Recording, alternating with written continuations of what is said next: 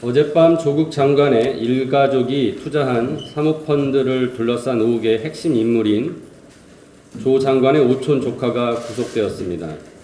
또한 언론에 따르면 조 장관의 장녀는 어제 16일 피고발인 신분으로 검찰에 소환되어 단국대 논문 일저자 문제, 키스트 허위 인턴 활동 의혹, 동양대 표창장 문제에 대해 조사받은 것으로 확인되며 배우자 정경심 교수도 곧 소환 조사가 임박한 것으로 알려지고 있습니다.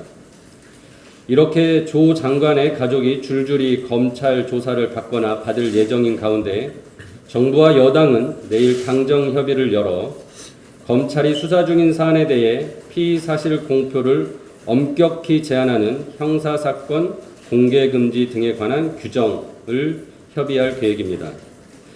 그동안 피의 사실 공표에 대한 논란은 전형적인 내로남불 사례였습니다. 박근혜 정부나 한국당의 수사에 대해 피의 사실 공표를 민주당은 정쟁으로 활용했고 한국당은 불법이라며 정보 누설자를 색출하고 처벌하라고 했습니다. 지금은 조국 수사에 대해서는 서로 입장이 바뀌어 한국당이 정쟁에 활용하고 민주당은 검찰을 비난하고 있습니다. 결국 민주당과 한국당은 내 편에 대한 수사라면 피의 사실 공표가 안 되는 것이고 반대편의 수사를 하는 경우에는 국민의 알 권리가 우선한다고 내로남불했던 것입니다. 이제라도 피의 사실 공표는 법이 정한 대로 원칙적으로 금지되어야 하며 국민의 알 권리 충족의 필요성 등 불가피한 경우에 한해 최소한 허용되어야 할 것입니다.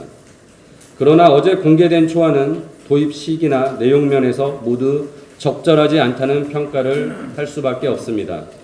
그 이유는 조국 장관이 추진하기 때문입니다. 먼저 해당 규정은 박상기 전임 법무장관이 마련했음에도 조국 장관의 수사 때문에 공정성 시비가 생길까봐 추진을 유보했던 사안인데 조국 장관이 추진하겠다고 나선 것입니다. 내용이 아무리 좋더라도 결국 검찰 개혁의 시작이 내 아내와 내 딸의 인권부터 지켜야 한다라는 오해와 평가를 받을 수밖에 없는 것입니다.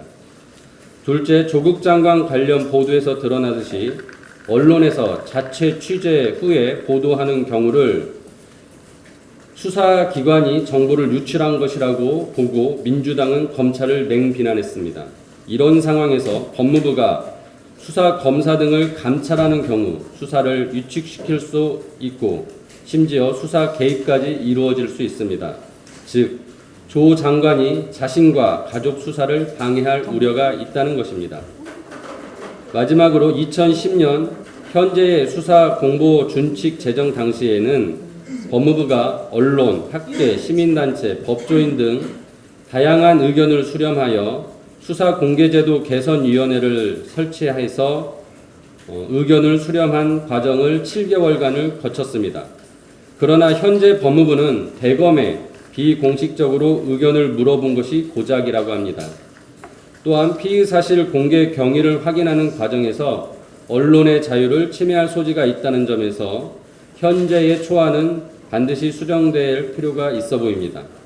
그러나 이렇게 수정될 사안을 서둘러서 조국 장관이 추진하는 것은 본인의 수사부터 새 훈령을 적용하고자 하는 의도로밖에 평가받을 수밖에 없습니다. 바른미래당은 지금 이 시기에 형사사건 공개금지 등에 관한 훈령 제정은 매우 부적절하다고 평가하며 정부와 여당은 조국 장관 가족의 수사가 마무리될 때까지 훈령 추진의 시기와 내용 조정을 해서 불필요한 오해를 불식시켜야 할 것입니다. 그리고 꼭 해야 할 검찰 개혁을 하면서도 개혁 반대편에 공격의 빌미를 주고 개혁을 좌초하게 할 우려가 있는 피의자 신분의 조국 장관이 과연 검찰 개혁의 적임자인지 본인과 대통령은 재고하시기 바랍니다.